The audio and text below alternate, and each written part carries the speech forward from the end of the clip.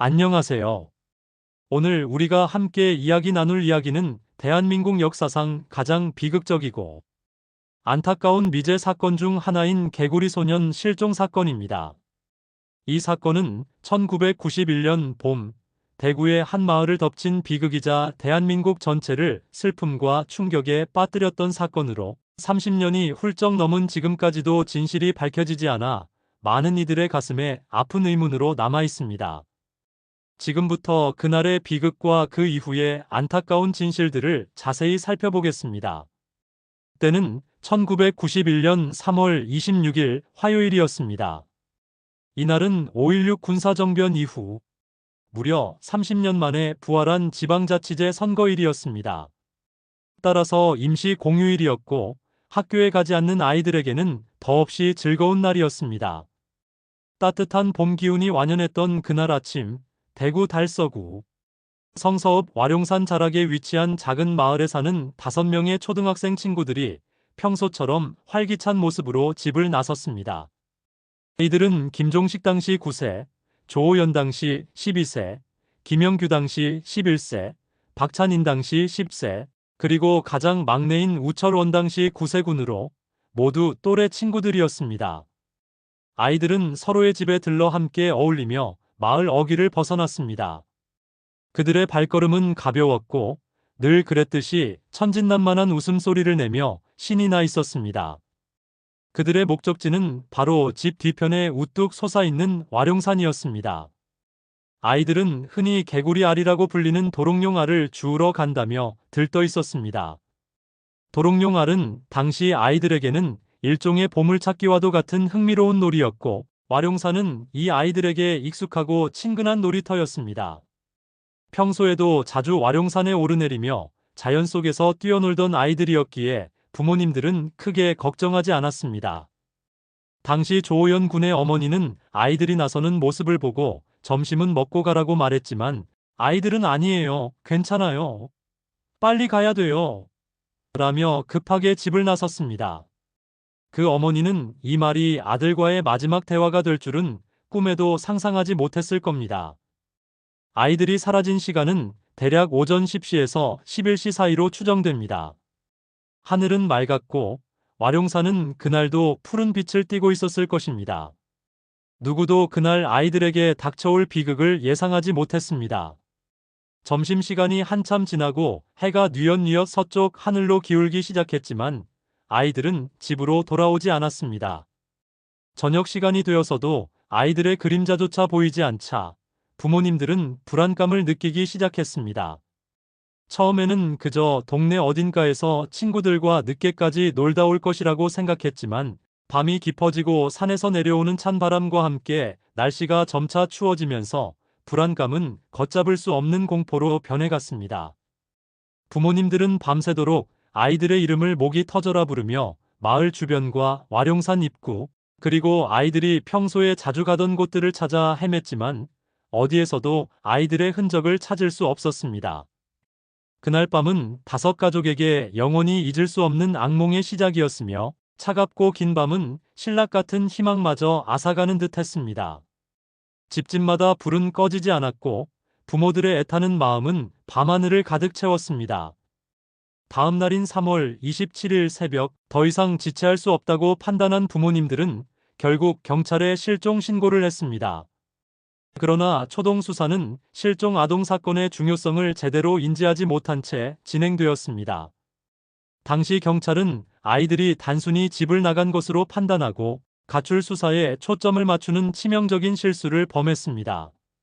아이들이 부모님께 혼날까봐 숨어 있거나 다른 곳으로 놀러 간 것으로 가볍게 생각하는 안일한 태도가 명백했습니다. 이러한 초동 수사의 부실은 사건 해결을 더욱 어렵게 만드는 결정적인 요인이 되고 말았습니다. 와룡산은 아이들이 평소에도 자주 오르던 곳이었고 특별히 험준하거나 위험한 지형도 아니었습니다.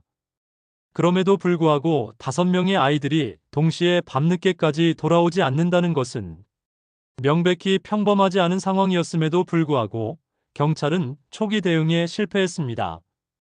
이로 인해 사건 발생 후 골든타임을 놓치게 되었고 현장의 중요 증거들이 훼손되거나 사라질 가능성이 커졌습니다. 실종 신고가 접수된 이후 대구 지역에는 비상이 걸렸습니다. 경찰은 물론 군인, 그리고 수많은 민간인 자원봉사자들까지 동원되어 아이들을 찾기 위해 와룡산을 샅샅이 뒤지기 시작했습니다. 연인원 32만 명이라는 상상을 초월하는 인력이 투입되어 와룡산 일대를 꼼꼼하게 수색했습니다. 산 정상에서부터 깊은 계곡, 험준한 능선, 심지어는 작은 바위 틈 하나까지도 놓치지 않고 수색했지만 아이들의 흔적은 어디에서도 발견되지 않았습니다.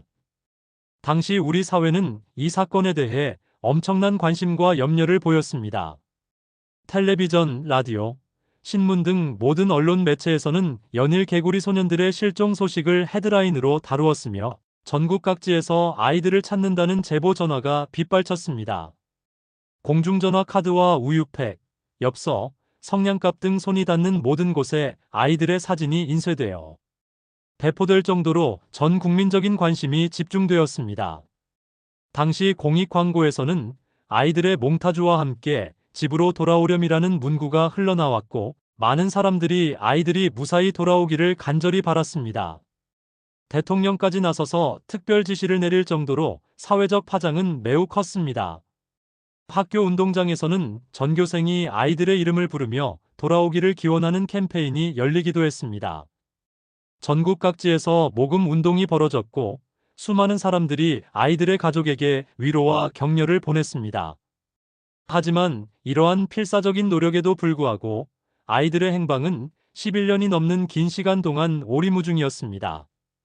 부모님들은 매일같이 와룡산을 오르내리며 아이들의 이름을 목이 터져라 불렀고 전국의 점집과 수소문할 수 있는 모든 곳을 찾아다니며 신락 같은 희망이라도 붙잡으려 했습니다.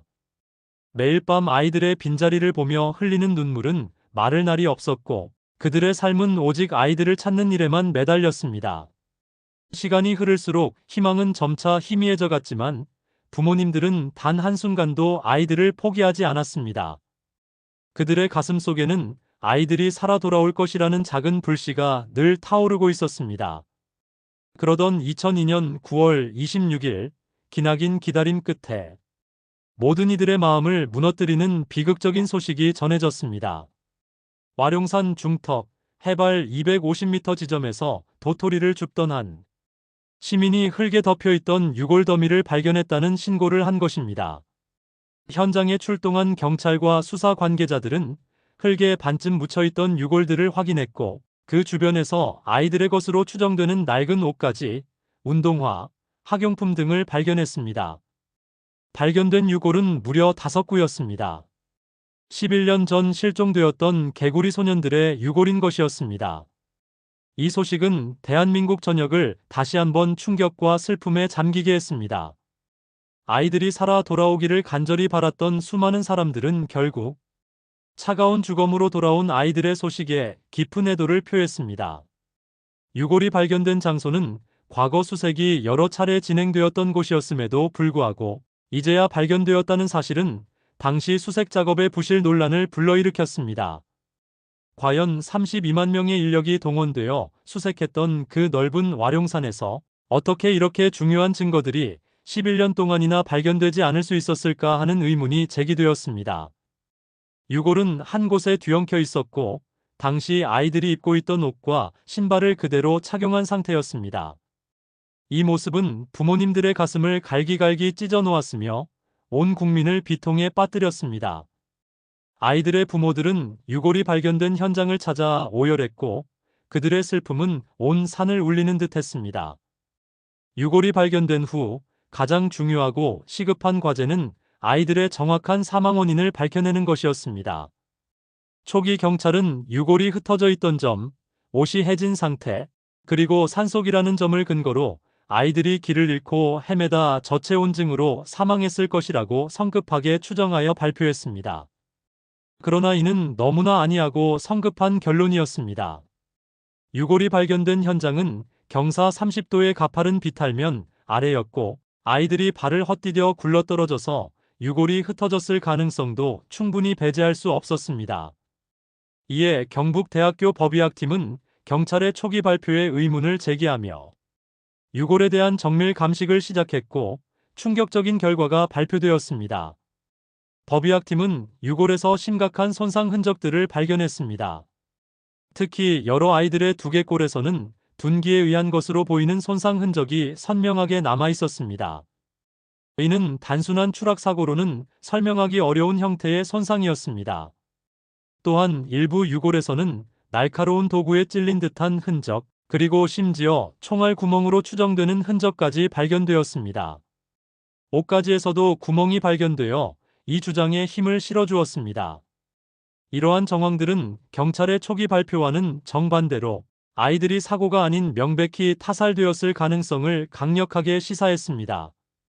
아이들의 사망 원인을 사고사에서 타살로 전환해야 한다는 법의학팀의 소견이 발표되면서 사건은 새로운 국면을 맞이하게 됩니다. 하지만 문제는 여기서 끝나지 않았습니다. 범행에 사용된 둔기나 도구가 현장에서 발견되지 않았고 범인의 흔적 또한 찾을 수 없었습니다. 타살이라는 강력한 증거에도 불구하고 누가 왜 5명의 어린아이들을 잔인하게 죽였는지는 미궁에 빠지게 됩니다. 범행 동기도 범인의 신원도 전혀 밝혀지지 않아 유가족들은 또 다른 좌절감에 빠졌습니다. 개구리 소년 사건은 수사 과정에서도 수많은 논란과 의혹을 낳았습니다. 가장 큰 문제점은 역시 초동 수사의 부실이었습니다. 경찰은 실종 초기 아이들을 가출 아동으로 취급하며 사건의 심각성을 인지하지 못했습니다. 이로 인해 결정적인 초기 증거들을 확보하지 못했고 현장 보존 또한 제대로 이루어지지 않아 수사 방향 자체가 잘못 설정되었습니다. 사건 발생 초기 대구 달서경찰서는 아이들을 가출로 판단하고 수사 인력 투입을 최소화했습니다. 이 과정에서 유가족들은 직접 전단지를 만들어 배포하고 아이들을 찾아 전국을 헤매야 했습니다. 또한 엇갈리는 목격자 진술과 허위 제보가 난무하면서 수사팀은 혼란을 겪었습니다. 심지어 당시 경찰은 무속인에게 자문을 구하는 등 비과학적이고 미신적인 수사 방식에 의존하기도 했습니다. 이러한 비전문적이고 비상식적인 수사 태도는 사건 해결을 더욱 멀어지게 만들었습니다.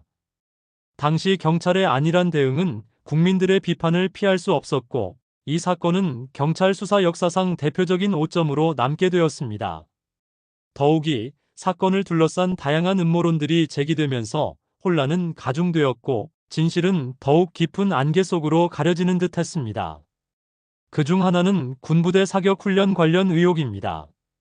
유골이 발견된 와룡산 인근에는 군부대 사격장이 있었고 실제로 당시 사격 훈련이 진행되었다는 증언들이 나오면서 아이들이 오발탄에 맞아 사망했을 가능성이 제기되기도 했습니다.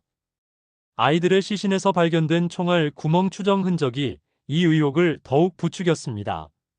하지만 군 당국은 이를 강력히 부인했고 명확한 증거가 발견되지 않아 이 의혹은 해소되지 않은 채 미스터리로 남아 있습니다. 또 다른 의혹은 김종식 군의 아버지에 대한 용의자 지목설이었습니다.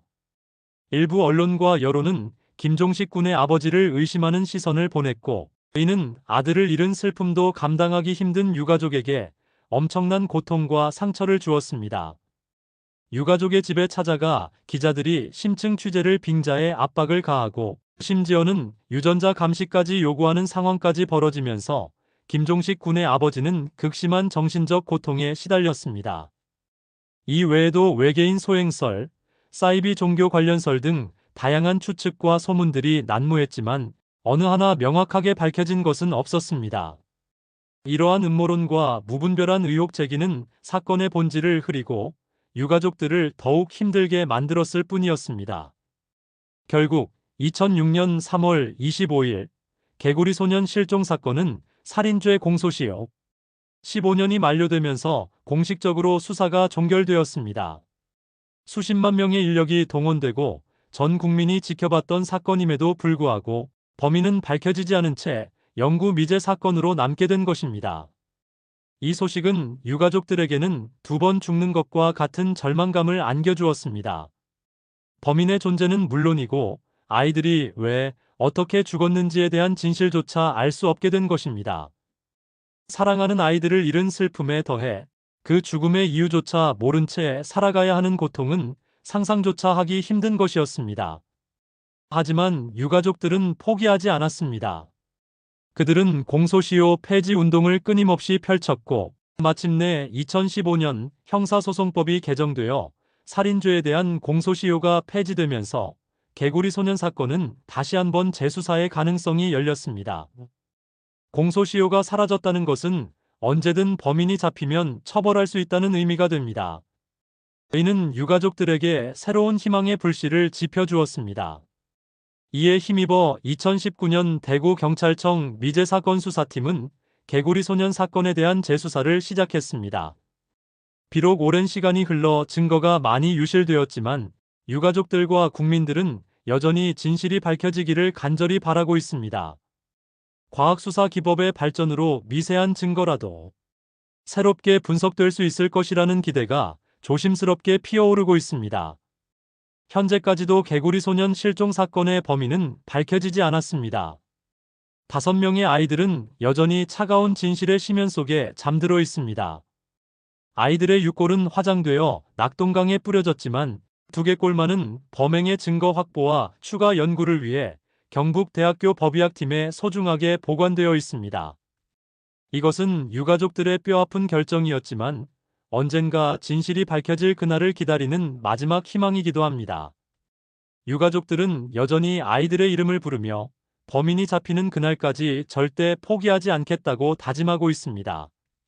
이 사건은 영화 아이들과 같은 작품으로 재조명되기도 했으며 드라마와 다큐멘터리 등 다양한 매체를 통해 아직 끝나지 않은 이야기로 많은 사람들에게 기억되고 있습니다.